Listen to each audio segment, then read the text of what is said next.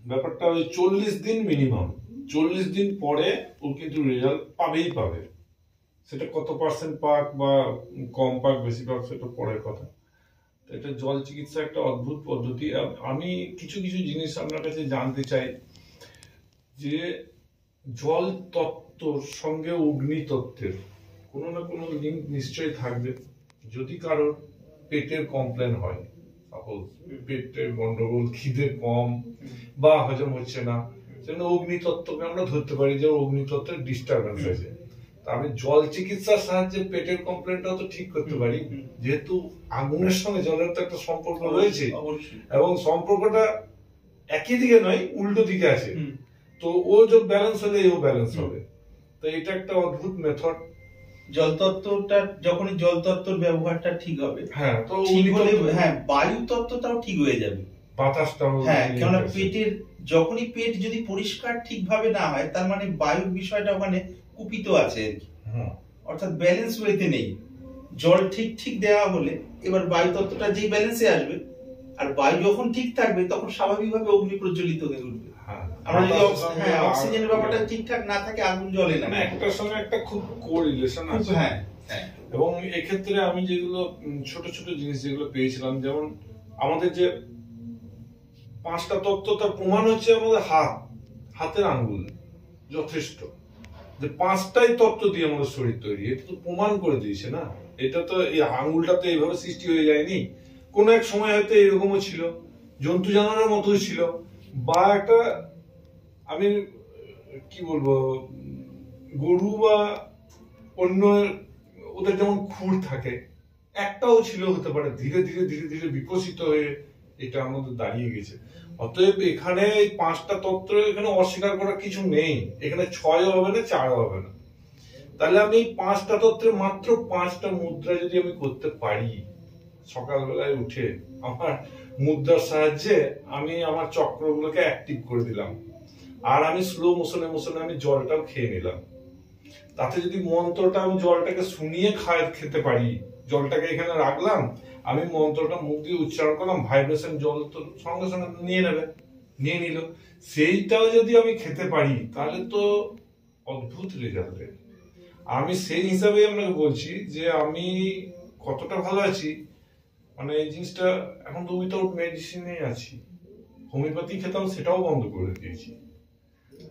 তাহলে আর এই মুদ্রাগুলো দেখছি, প্রথম দিকে তো আমি আপনাকে বলতাম যে টিপে টিপে আঙ্গুলের এগুলোতে আমি করতাম, কিন্তু তারপরে আমি পেলাম আরো কিছু ইয়ে করে করলাম যে না, এইটা হচ্ছে পৃথিবী মুদ্রা, এটা হ্যাঁ, এটা হচ্ছে জল মুদ্রা, এইটা হচ্ছে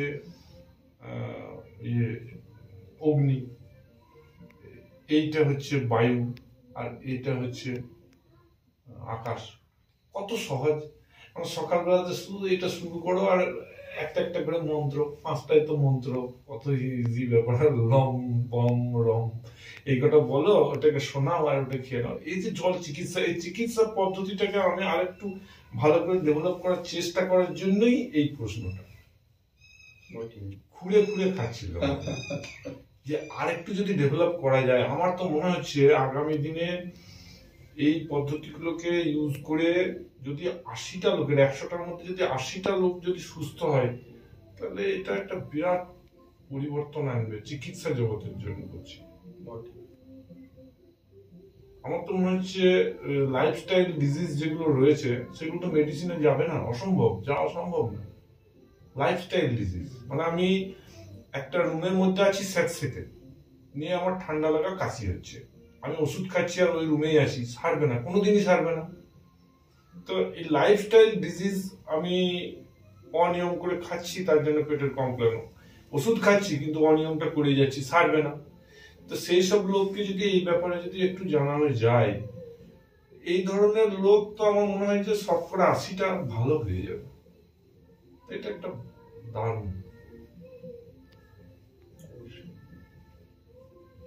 তো এখন এইগুলো যদি কালচার করে বা ডেভেলপ করে যদি কিছু হয়, সমাজের যাতে একটু ভালো হয়, উন্নত হয়, সেরকম চিন্তা ভাবনা রয়েছে মাথাতে পজিটিভ। আর আরেকটা জিনিস বাবা আপনার সঙ্গে একটু করার বিষয়, আমি দেখেছি এখন এই ইউটিউবের যুগে, সোশ্যাল মিডিয়ার যুগে বিভিন্ন যারা মহাত্মা আছেন মেডিটেশনের উপরে ছোট ছোট কোর্স করে ওখানে একটা প্রচুর লোকজনকে মেডিটেশন একটু শেখাচ্ছেন, ভালো লাগছে হয়তো, তাদের কিছু অর্থ ইনকামও হচ্ছে। তো এই ব্যাপারে যদি আপনি মেডিটেশনটার উপরে যদি একটু ছোট ছোট ছোট যদি কিছু করতেন ভালো হতো আমাদের। মানে অনেকে আসে অন্তত এইসব জিনিসগুলো আলোচনা করতে, শুনতেও ভালো লাগতো, মনটাও ভালো হতো, শরীরটাও ভালো থাকতো।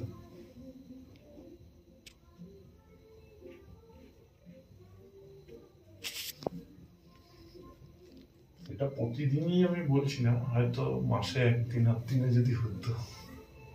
আমাদের এখানে নেই, কাছে পিঠে মেডিটেশনের কিছু নেই।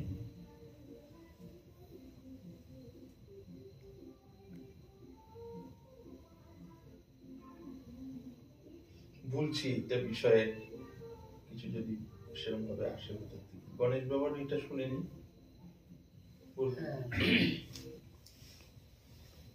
আমার দুটি আর কি জিজ্ঞাসা ছিল, একটা দ্বিতীয়টা হচ্ছে দেহতত্ত্বের বিষয়ে, সেটা কি এখানে খোলামেলা বলা যাবে? বলা যায়, বলা যায়। আপাতত সেরকম দরকার হলে আমি বলবো যে ঠিক আছে আলাদা শুনবো বাইরে, আপাতত বলা যায়। প্রথম হচ্ছে আপনার কাছে আসার আগে আমার যে ভেতরের জিজ্ঞাসা ছিল আপনার কাছে তুলে ধরেছিলাম যে আমি এর আগে স্বামী রামদেবজি যেতে এসেছিলাম, তারপরে আমাদের গ্রামেই একজন সাধু, গ্রামের সাধু না, উনি বাইরের থেকে এসেছিলেন, যাই জানি না আমার ঠিকানা কোথায়, তিনি 30 বছর থেকেই ছিলেন। তো তার কাছে প্রায় 10-12 বছর আমাদের যাওয়া আসা হয়েছিল।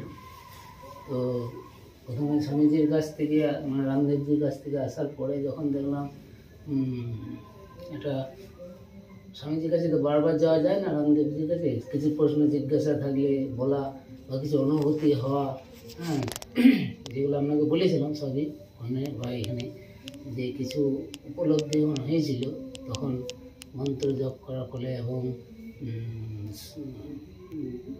আপনার ওই অষ্টাঙ্গ যোগের যতটুকু বুঝতে পেরেছিলাম, যম নিয়ম এগুলো পালন করার পরে একটা মানে আনন্দ ভাব, শান্তি ভাব, নির্ভরতা, ভগবানের মধ্যে এটা এসেছিল।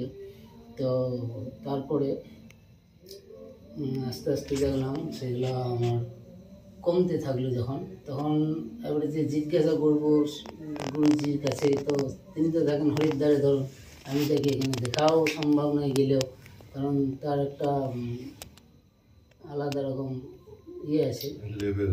হ্যাঁ, তো সেই সময় আর কি এই যে সাধু বাবার আমাদের গ্রামের, তার সঙ্গে সাক্ষাৎ হয় ভগবানের ইচ্ছাতেই, যাই মনে করি আমি। তো তারপরে তাকে জানানোর পর তিনি বললেন যে ঠিক আছে সাধন তুমি করছো ঠিক আছে, কিন্তু তিনি বললেন যে না দেখো, নিজেকে না জাগালে দশের কাজ কীভাবে সঠিকভাবে হবে। হ্যাঁ, তখন বিষয়টা বুঝেছিলাম। তো তার কাছে আসার পর তিনিও নাম টাম দিয়েছিলেন। হ্যাঁ, দেওয়ার পরেও মানে কিছুদিন যাওয়ার পরে আবার মনে হলো যেন না, রামদেবজি দেশের কাজও তো করতে হবে, নিজের সব দিকেই করতে হবে, এরকম মানে দোটানার মধ্যে তখন চলছিল, মানে ভেতর অন্তরে ক্ষতবিক্ষত হচ্ছিল আর কি। কখনো ওইদিকে যাচ্ছি তখন যে না ইনি বলছেন এটা তো ঠিক, আবার যখন এদিকে আসছি তখন ওইদিকে সংগঠনের যারা দায়িত্ব অল্প স্বল্প ছিল তারাও ইয়ে করছে। তো এই দুটানার মধ্যে বহুদিন চলার পর আপনার ভিডিও দেখার পর আপনার সান্নিধ্যে আসি, এবং শারীরিক যে কামনা বাসনার বিষয়টা তো ছিলই, আপনাকে জানানো হয়। তো তারপরে এখানে আসার পর আপনার কাছ থেকেও যথার্থ সাধন আমরা পেয়েছিলাম। তো কিছুদিন চলার পর আপনাকে জানালাম যে আমার শারীরিক অসুস্থতার জন্য ঠিক নিরন্তরতা বজায় থাকছে না, এবং না থাকার ফলে আপনাকেও জানালাম যে তাহলে একক সাধনাই এখন করা হোক। আপনি বললেন ঠিক আছে তাই হোক। তারপরে ওইভাবে চলতে চলতে আবার হরিদ্বার গিয়েছিলাম কিছুদিন, আমি ফটো পাঠিয়েছিলাম আপনাকে, দেখবেন স্বামীজিকে যাব, তখন মানে এতটাই নতুন একটা দায়িত্ব তখন দেওয়া হলো আমাদের সংগঠন থেকে, আরও বড় দায়িত্ব। তো দায়িত্ব নেওয়ার পরে যতটুকু সাধারণ ভাজন হচ্ছিল আর কি সকাল সন্ধ্যে, সেটুকু আস্তে আস্তে কমে আসছিল, বুঝলেন তো। মানে হয়তো যেখানে 10-15 মিনিট বসতাম, সেখানে হয়তো 2 মিনিট 5 মিনিটের মধ্যে মানে তখন ঘুরছে সংগঠনে নতুন নতুন কী করা যায়, কোথায় শিবির করা যায়, কোথায় এই সংগঠনে এই কমিটি করতে হবে, এইভাবে বেশ কিছুদিন ছিল না, এতটাই ব্যস্ত যে আপনার ভিডিওটা যে দেখে রস পেতাম সেটাও যেন দেখতে আর মনে হচ্ছিল, বুঝলেন তো। এরকম একটা মানে নিচের দিকে তখন আমি তো মনে হয় সেটা মানে ভগবানকে ভুলে থাকা মানে নিচের দিকেই মনে হয় আমার এটা, কারণ সংগঠন তো ভগবানের থেকে বড় নয়। তো যাই হোক, এইরকমভাবে কিছুদিন চলার পর আবার হঠাৎ মিলল না, এগুলো তো আমার মনে হচ্ছে দিনকে দিন যেন অধঃপতন হচ্ছে আমার। স্বামীজির কাজ, দেশের কাজ, এটা তো ঠিক আছে, কিন্তু ভেতরে যেন সে আনন্দ শান্তিটুকু পাচ্ছি না, বুঝলেন তো। তো যাই হোক, এই অবস্থায় এখন আসার পর আমি ছোটো মাকে জিজ্ঞেস করলাম যে বাবা আছেন কিনা, বলে হ্যাঁ আছেন, এতদিন পর আসার জন্য আজকে বললো। তো এখন এই পরিস্থিতির মধ্যে এখন আছি, বুঝলেন তো। মানে যেহেতু একটা সাধনাও তো আপনাকে বলেছি অবস্থা, আর তা বলে যে একদম শক্তি ক্ষয় বন্ধ আছে সেটাও নয় আর কি, অথচ প্রক্রিয়া ধরে হচ্ছে না। আমি হয়তো আপনাকে ইঙ্গিতে বোঝাতে পারছি হয়তো। তো এই অবস্থায় এখন আর একটা কথা, মানে মাঝে মাঝেই আমার এটা মনে হয় আর কি, যে আমি তো ছোটো একটা দোকান করে আপনাকে বলেছি, এটা আমাদের বনগ্রামে, ওইখান থেকে 6-7 কিলোমিটার দূরে। তো সেটাও কন্টিনিউ মানে ঠিক মতন আরও 5 জন যেমন করে সেরকম, ওই একবেলা হয়তো যায়, পরের বেলা হয়তো যায়, মানে 2 বেলা যাওয়া আসা করি। হয়তো নিজের অলসতার কারণে না কি আমার ভালো লাগছে না আর কি ব্যবসাটা, একদম নয়, যতটুকু হয় ততটুকু হলেই যথেষ্ট, হ্যাঁ এইটুকু মনে হয় আর কি।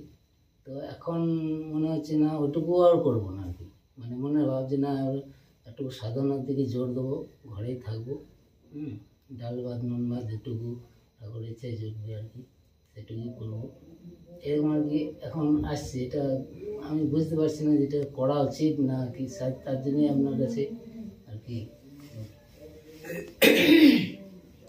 বলি তাহলে। হ্যাঁ, মানে সাধন পথে তো বিভিন্ন রকম বাধা আসে, বিভিন্ন রকম, সবারই আমরা চলতে গেলে বিভিন্ন সময় বিভিন্ন রকম বাধা আসে।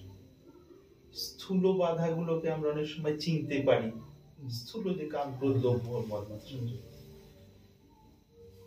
কিছু কিছু সময় একটু গোপনে আসে কিছু বাধা আর কি, ওটা চট করে প্রথমটা বাধা হিসেবে বুঝতে পারি না।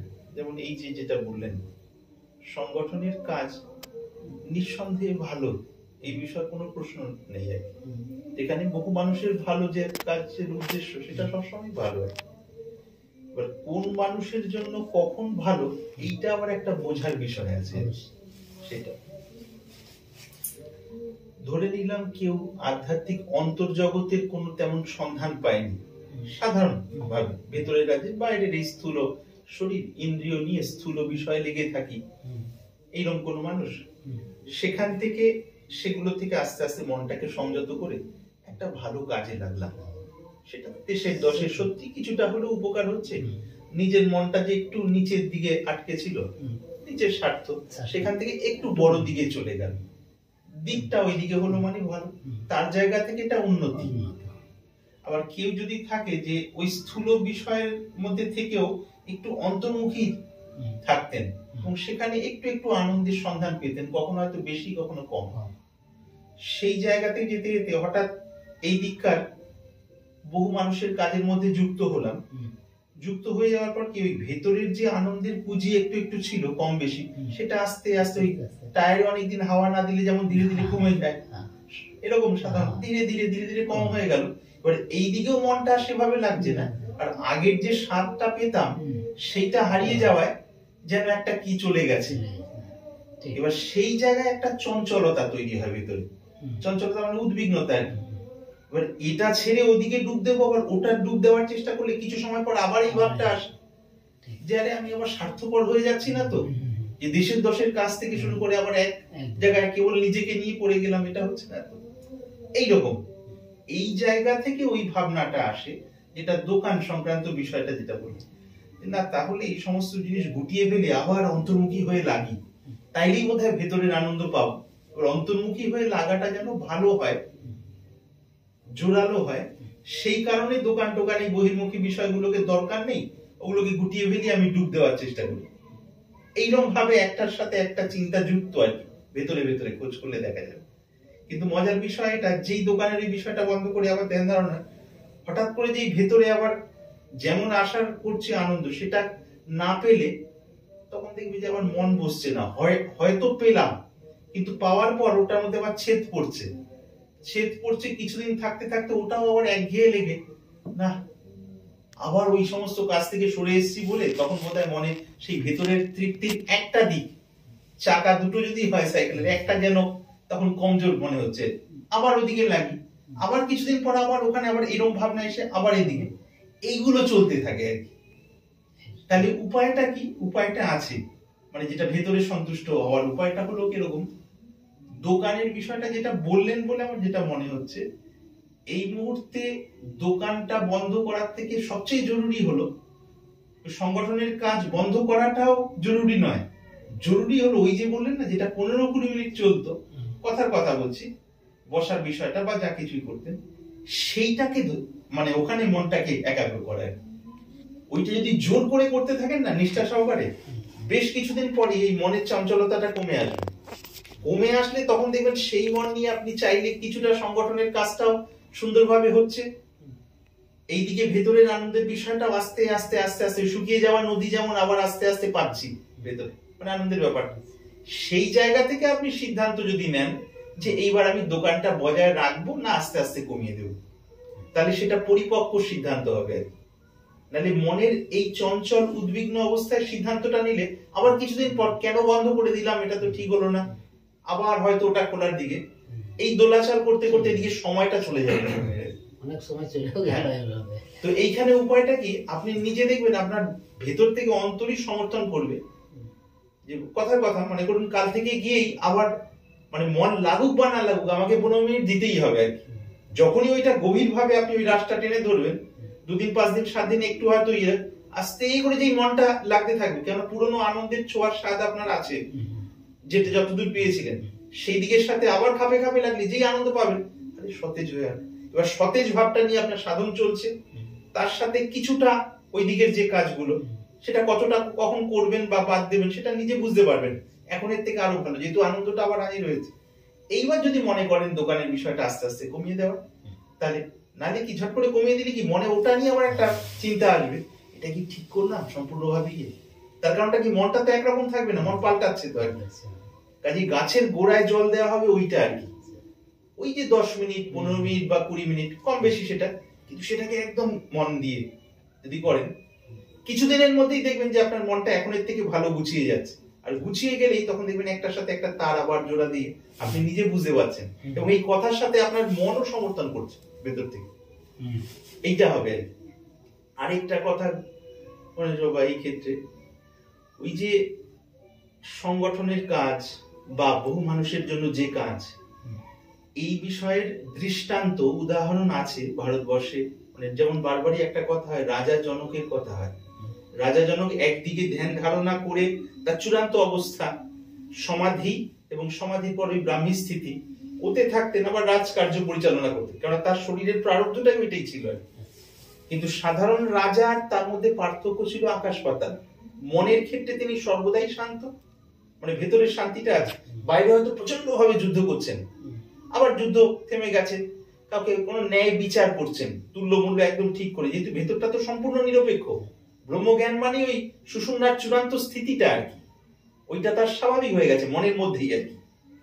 নারীর ব্যাপারটা করতে করতে গিয়ে নারীর চূড়ান্ত জায়গা মন বুদ্ধি সেই নিউট্রাল জায়গায় স্থিত হয়ে গেছে, যেখানে অলসতাও নেই এবং অহংকারও নেই, এই দুটো একটা জায়গায় সারফেসে এসে গেছে। সেই জায়গায় গিয়ে হৃদয়ের তৃপ্তিটা আছে, অথচ বাইরের কর্মগুলো হচ্ছে। সাধারণ মানুষের কি হয়, হৃদয়ের তৃপ্তিটা চলে গেলে বাইরে কর্ম করতে করতে একটা সময় ক্লান্তি আসে, একঘেয়েমি লাগে, যেন আর ভালো লাগছে না, ভেতরের আনন্দ বা এনার্জির জন্য অন্য একটা সোর্স আমার কিছু চাই, সেটা যে সবসময় আমি খারাপ চাইছি তাও না, কিন্তু অন্য কিছু চাই যেটা আমি এখানে আমি সাফিসিয়েন্টলি পাচ্ছি না, পর্যাপ্তভাবে পাচ্ছি না। এরকমই তো মনটা চায় বিভিন্ন সময়। তো মূল হলো এই ভেতরের নদীটা শুকিয়ে যাওয়ার কারণে, নদী মানে এখানে আনন্দে যার যতটুকু পেয়েছি, এবার সেটাকে প্রথমে পাওয়া আগের জায়গাটা, তারপর আরো চলতে চলতে ওটাকে আবার কিভাবে বাড়ানো আর কি, বাড়তে বাড়তে সব জায়গায় যখন ছেয়ে যাবে, এবার যে কাজেই থাকবো তখন সত্যি সত্যি আনন্দ থাকবে, তার সাথে আবার তালও থাকবে। এটাই তো সাধক জীবনের ব্যালেন্স করা আর কি। যে কাজের সময় আমি 2 ঘন্টা যেমন লেগে আছি, আবার দিনের মধ্যে একটা সময় 15 মিনিট 20 মিনিট মনটাকে এত গভীর জায়গায় নিয়ে গেছি, চাইলেই একটু শান্ত হলেই 1-2 মিনিটেই মন ধীরে করে একদম গভীর চেতনার মধ্যে ডুবে যাবে আর কি। আর ওখানে 10 মিনিট ডুব দিয়ে উঠলে মানে সারাদিন কাজ করার প্রচুর এনার্জি আর কি। এইগুলো আর কি আমরা মহাভারতের যুদ্ধে দেখছি না, গঙ্গাপুত্র ভীষ্মের বিষয় শুনতে পাওয়া যায় যে সারাদিন যুদ্ধের ব্যাপারগুলো করতেন, সন্ধ্যার পরে সব কথাবার্তা এগুলো হতো, কিন্তু ভোরবেলা উঠে একটা টাইমে চুপচাপ নিজের ভেতরে যে সমাধি স্থিতি তাতে ডুব দিয়ে আস্তে করে কর্তাভাবটা লয় হয়ে গিয়ে কিছু নেই, পরম শান্তির, আবার একটা সময় পর আস্তে করে স্বাভাবিক নিয়মে জেগে উঠে হ্যাঁ এই শরীরধারী এই আমি ব্যক্তিত্বটার এই নাটকে কি রোল, ভূমিকা হলো এখানে আমি সেনাপতি বা পিতামহ, সেই হিসাবে আমার কারণে যুদ্ধ করতে হচ্ছে, যেহেতু কর্তব্য। ভেতরে ভেতরে জানেন যে এতে হার জিতে আমার কিছু যায় আসে না, কেন আমি সেই শুদ্ধ ব্রহ্মস্বরূপ, কিন্তু সেই কথাটা মুখে জিভে আনছেন না, জিভে আনছেন হ্যাঁ আমি গঙ্গাপুত্র ভীষ্ম বা পিতামহ ভীষ্ম, সেখানে আমি এই কারণে এই ধর্মে এই সিংহাসনের সাথে বদ্ধ আছি, এই জন্য করছি। দেখবেন ভেতরের ওই ব্যাপারটা হলে আপনার হৃদয় বলে দেবে না এইগুলো বাধা নয়, বাধা হলো আমার মনের আনন্দ না থাকার কারণটাই হলো দুঃখ বা অতৃপ্তির কারণ। ওটা করলেই তখন দেখবেন যে ডিসিশনটা নেওয়া হবে আপনি নিজেই আনন্দিত হবেন আরো বেশি। কেন যে জায়গার সাথে আপনি বলছেন কোনো জায়গায় খারাপ নয়, প্রত্যেকটা জায়গায় খুবই সুন্দর আর কি। এই সাধু বাবার কথা বলছেন, ওদিকে স্বামীজির কথা বলছেন, সব ব্যাপারগুলো তখন দেখবেন ভালো তালটা চলে আসবে আর কি। মায়ার প্রভাবে কি ওই তালটা কেটে দেয়, বারবারই মায়ার কাজই হলো তালটা কেটে দেয়। সাধক যেন ভেতরে অন্তর্মুখী হয়ে ওই ব্রহ্মানন্দের দিকে যত যাচ্ছে তত ওই আনন্দের ব্যাপারটা আসতে থাকছে, তো আর মায়া কোনো না কোনো ভাবে ওখান থেকে সরিয়ে দাও। আবার কিছুদিন যেতে যেতে না ওর ভেতরে একটা এমন বুদ্ধিতে দেয় মায়া, না এর থেকে বোধহয় ভালো এইভাবে চিন্তা ভাবনা করলে, একরকম ভাবে যেতে যেতে হঠাৎ আবার একটা অন্যদিকে চলে গেল, যেই অন্যদিকে চলে গেল আবার এখানে গিয়ে হালে পানি পাওয়া যাচ্ছে না, অর্থাৎ আনন্দের ওই তারটা এখানে কেটে গেছে, আবার দৌড়ে এখানে এসে এখানে জিনিস কেউ চুরি করে নিয়ে পালিয়ে গেছে, এখানে জিনিস মানে আগের আনন্দটা, আবার ওটাকে হাসিল করতে গেলে তো অনেকদিন দাবা গল্প করতে হবে। এইটা হলো ব্যাপার, ওই মায়ের চালাকি গুলো ধরতে পারাটা আর কি, যতটা সমর্পিত ভাবে ভগবানের কাছে থাকা যায়।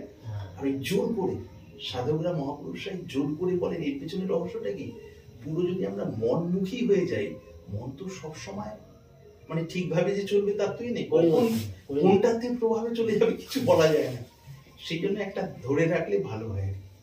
আমার মনে হয় এইরকম করলে আপনার বিষয়টা সব থেকে ভালো সিদ্ধান্ত নেওয়া হবে এবং নিজেও আনন্দ পাবেন।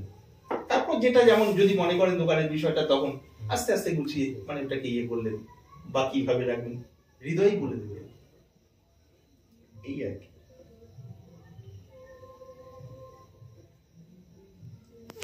সাধনের বিষয়টা মানে আমাকে যেহেতু বলছেন আর কি, সেই জন্য ভেতর থেকে আসছে, এটা এত ভালোবাসার এত পিউরিফাইড আর কি, বিশুদ্ধ অবস্থায় পৌঁছানো বা এমন জিনিস, সেটা সেই জায়গায় ধরার জন্য না মানে যারা করবেন সাধন তাদের প্রতিনিয়ত শৃঙ্গারের বিষয়ে তাকে অধ্যয়ন করতে হয়, শুনতে হয়, তার ধাপ রয়েছে আর কি, এবং সেটা ফলো না করলে ওই ভেতরের ওই ফ্লেভারটা আসে না। আর ফ্লেভারটা যত আমি এদিকে শুদ্ধ ব্রহ্মচর্য হিসেবে চলবো এবং সেগুলো চর্চা করবো, সেই মতো মধ্যে মধ্যে ক্রিয়াগুলো থাকবে, তখন মানসিক উত্তরণ হয় আর কি। এটা তারপর শরীরের যে সুবিধা অসুবিধার বিষয়গুলো কম বেশি থাকে সেগুলোকে আস্তে আস্তে আস্তে আস্তে যতটা গুছিয়ে নেওয়া যায়, এইটা হলো শৃঙ্গারের বিষয়টি। কারণ শৃঙ্গার সাধনের যেটা মূল লক্ষ্য, যেটা যদি ধরি, মানে আজকেই কথা হচ্ছিল কৌশিকের সঙ্গে ওদিকে যেতে গিয়ে, ব্রাহ্মী স্থিতি যেটা আর কি, ব্রহ্মজ্ঞানের অবস্থাটাকে যদি আমি অন্যভাবে বলার চেষ্টা করি, সেটা হলো সম্পূর্ণ মুক্ত স্থিতি, অন্তরে আমাদের যে জায়গায় বন্ধনগুলো থাকে, আসক্তি তো বন্ধন, সেগুলো সব কেটে যায়। সব কেটে গেলে স্বাভাবিক ব্রাহ্মী স্থিতি, বুদ্ধিটা বা মনটা, যেটাই বলি একই কথা, সেই শুদ্ধ বন্ধনহীন অবস্থায় বিশ্রাম পায়। বিশ্রাম মানে ওখানেই পরমানন্দ, এইটি তার প্রত্যক্ষ অনুভব, থিওরিটিক্যাল নলেজ নয়, কিন্তু তার প্রত্যক্ষ অনুভব, তাত্ত্বিক জ্ঞান নয়। ওই প্রত্যক্ষ অনুভবের জায়গাটায় দাঁড়ানোর পর কারো যদি বিশেষভাবে ওই পঞ্চম পুরুষার্থ অর্থাৎ প্রেমের দিকে যাওয়া যায়, সেই প্রেমের রাজ্যের দিকে যাওয়ার জন্য শৃঙ্গার সাধনের বিষয়টা একটা সাধন আর কি। না হলে কি শৃঙ্গার সাধনের টেম্পারমেন্টই ধারণই করা যায় না অরিজিনাল, যদি একদম লক্ষ্যের কথা বলি আর কি। তবে যে যদি ভালোভাবে চলি আমরা, যারা যতটা সততার সাথে সাধন পথে চলবেন ততটা উপকৃত হবেন। এবার শরীরের কম বেশি সুবিধা অসুবিধা, সেগুলোকে যার যেমন সেগুলোকে যতটা ঠিক করা যায় সেটা আর কি। এটা দিব্য প্রেমের সাধন আর কি, ভেতরে আর কি, যেখানে আমি মানে নর এবং নারী এই দুটো মিলেমিশে একাকার হয়ে গিয়ে দ্বৈত নিয়ে অদ্বৈতর মধ্যে ডুবে যাওয়া, আর অদ্বৈতর মধ্যেও হালকা দ্বৈতের একটা অদ্ভুত আস্বাদন আর কি। তখন এই শরীরের কাঠামোটা আর মূল থাকছে না আর কি, কাঠামোর পেছনে যে মূল যে হালকা পুরুষ ভাব, যেখানে এই কামক্রোধ লোভ মোহর বিষয়টা প্রায় নেই আর কি। আর এখানে মাতৃ শরীরের মধ্যে যে হালকা যে নারী ভাব, এই নারী ভাবের কোমল একটা সংবেদনশীলতা, প্রেম যুক্ত, আর এর একটা তেজ যুক্ত, এই যেন দুটো বিন্দু অন্তরে যেন একটা জায়গায় একাকার হচ্ছে। তখন ওখানে মিলেমিশে অদ্বৈত ভূমিরও আভাস থাকছে এবং দ্বৈত ভূমিরও ওখানে স্বাদ থাকছে। এইরকম জোয়ার ভাটায় একটা স্থিতি আর কি। এবং সেইরকম জায়গায় গেলে শরীরের এই যে বোধটা, এইটাও প্রায় শেষই হয়ে যায়। কখনো কখনো একেবারেই থাকে না, কখনো কখনো হালকা থাকে, ওটা না থাকারই মতো আর কি। তো সেইভাবে গেলে এবার উভয়কে এই বিষয়ে শুনতে হয় আর কি। এতে কি, ওই যে একটু আগে কথা প্রসঙ্গে আসা হলো না, যখনই শৃঙ্গারের এই গ্রন্থগুলো পড়া হবে ধাপে ধাপে শুদ্ধতা পবিত্রতা, শুনতে শুনতে শুনতে শুনতে শুনতে মনটা তৈরি হয়। মনটা তৈরি হলে তার সাথে ক্রিয়া অনুযায়ী চললে তখন ক্রিয়ার পেছনে একটা প্রাণবন্ততা আসে। নাহলে কি অনেক সময় একঘেয়ে হয়ে যায়, একঘেয়ে হলে আবার মনটা নিচে পড়ে গিয়ে স্থূল দিকে চলে যেতে থাকে পুরনো অভ্যাসের কারণে। এই ব্যাপারগুলো কাটার জন্য নিয়ত ওইগুলো শোনা আর কি। আর এই শোনার ক্ষেত্রে যেহেতু শৃঙ্গারের কথা এলো, মানে একদম শাস্ত্রীয় হিসেবে বলতে গেলে বৈষ্ণবীয় ভাবধারায় শৃঙ্গার রসের যে গ্রন্থগুলো আছে, ওইগুলো সেই বিষয়ে যারা মর্মজ্ঞ তাদের কাছে যদি শোনা যায়, আর যারা শুনবেন তারাও যদি নির্মল মনের হন, কিছুটা হলেও শুনতে শুনতে মনের পবিত্রতা বাড়ে আর কি। ওই পবিত্র মন নিয়ে যখন ক্রিয়াগুলো, শরীরের ক্রিয়া, তারপর উভয় মিলে, তখন ওটার আসল স্বাদ পাওয়া যায়। নাহলে ওই আসল স্বাদটা ঢাকা পড়ে থাকে। এইটাই। এসো বিশ্বনাথ, এসো। হ্যাঁ, তো ওটার কোনো গ্রন্থ মানে যেটা একটা দিয়েছেন আপনি, ওটা ছাড়াও কি আর কোনো একটা কিছু বলা হয়েছিল? হ্যাঁ, আপনি যেটা নিজে তখন সময় করলেন বিশ্বনাথ, তাহলে ভালো হয় আর কি। শরীরের অন্যান্য কোনো অসুবিধে দুজনের ক্ষেত্রেই বলছি, তাহলে বিষয়টা খুব ভালো হয় আর কি। তরতাজা, ঘুম ঠিক, মানে মানে পেটটা একদম পরিষ্কার, জল পর্যাপ্ত পরিমাণ খাওয়া হচ্ছে, এইগুলো মূল। পেটটা পরিষ্কার, তার সাথে সাথে যুক্ত ঘুম আর পেট পরিষ্কার, দুটো একটার সাথে একটা যুক্ত।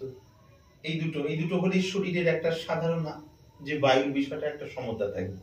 সেই সমতা নিয়ে কিছু কিছু যেগুলো ক্রিয়ার বিষয়গুলো যেগুলো কিছু আলোচনা হয়েছে, আর তার সাথে সাথে ওই ধরনের গ্রন্থ পাঠ, ওটা শুনতে শুনতে না মন পরিবর্তন হয়ে যাবে দেখবেন। আর মন পরিবর্তন হলে, আমি পরিবর্তন বলতে কি বলতে চাইছি, ওই শুনতে শুনতে তখন নিজেই বুঝতে পারবেন, ও আচ্ছা এইটা বলতে চাইছিলেন, এইবার কিছুটা কিছুটা যেন ধরতে পারছি। তখন অন্যরকম মন পরিবর্তন। শৃঙ্গার এই ব্যাপারটাই হলো আসলে যদি ধরি গভীরের দিকে, গোপী ভাবের সাধনের দিকে আর কি। যে যতটা ডুবতে পারে তার মধ্যে ততটা ফুটে ওঠে আর কি, অন্তরঙ্গ সাধন এগুলো। শুনতে শুনতে শুনতে শুনতে মন তৈরি হয় আর কি। যেটা স্ত্রীর যেটা অসুবিধা আর কি, সেটা শারীরিকই প্রধান আর কি। কিন্তু তবু যেটা আপনি বললেন, সেটা যদি অধ্যয়ন করানো হয় কিছুদিন, তাহলে মনে হয় হ্যাঁ, ওগুলো অধ্যয়ন করা, শোনা, এবং মাঝে মাঝে যদি সম্ভব হয় ওই ধরনের ভিডিও, এর মধ্যে আমি যেহেতু চর্চায় নেই, এইগুলো শুদ্ধ ভাবটা বাড়তে থাকে। ওই শুদ্ধ ভাবটাই আরো বেশি উৎসাহ নিয়ে আসবে ভেতরে। সেই উৎসাহ নিয়ে যখন ক্রিয়া বিষয়গুলো করবেন, তার আগে জল টল খাওয়া, হজম, ঘুম, ব্যাপারগুলো ঠিকঠাক, তখন দেখবেন যে ধীরে ধীরে ধীরে ধীরে আরো এগিয়ে যাচ্ছে। অনেক মানুষকে শৃঙ্গার সাধনের বিষয়ে কিছু কিছু কিছু কিছু যে যতটা ইয়ে করেছেন অন্যান্য প্রদেশে বলা হয়েছে, কিন্তু আশানুরূপ ফল খুব কম। তার মূল কারণটা হলো কি, ওর যে পরিবেশটা দরকার এইখানে, যে সেইরকম সৎসঙ্গ শুনতে শুনতে শুনতে শুনতে মনের স্থূল স্তরের যে কামনা বাসনা সেটা কম হতে থাকবে। আবার স্থূল স্তরের কামনা বাসনা কম হলো, সেই ভাবটাই আবার শৃঙ্গার সাধনের পক্ষে যথেষ্ট নয়। এই দিক এতটা যোগ্যতা হলে হবে না। তারপরে আবার নিজের মধ্যে আস্তে আস্তে হালকা সখী বা গোপী ভাবের আভাস আসতে থাকবে আর কি, শোনার মাধ্যমে যতটুকু সম্ভব হয় আর কি। সেইটা নিয়ে যাবে, সেই ভাবটাই ধীরে ধীরে ধীরে ধীরে ওই সংযমের দিকে প্রতিষ্ঠিত করতে থাকবে, গভীর মধুর ভাবের দিকে আস্তে আস্তে নিয়ে যায়। এইটা খুব জরুরি জিনিস। যেমন বাউলরা কেবল দেহতত্ত্বের বিষয়ে বারবার আলোচনা করেন, তার মধ্যে বৈষ্ণবীয় ভাবের বিষয়গুলো থাকে। যারা বিশুদ্ধ বৈষ্ণব ঠিক যারা বলছি, যারা অন্যরকম এদিক ওদিক তাদের কথা বলছি না, যারা ঠিকভাবে করেন তারা ওগুলো করতে করতে করতে মনটা মধুর ভাবের একটা আবেশ চলে আসতে থাকে। ধীরে ধীরে ধীরে ধীরে পরিবর্তন হয়, কারণ শোনারও একটা ফল রয়েছে। একটা তো হলো শুনে কিছু জেনে নিলাম বুঝে নিলাম, আরেকটা জেনে নিলাম বুঝে নিলাম প্রথম স্তর।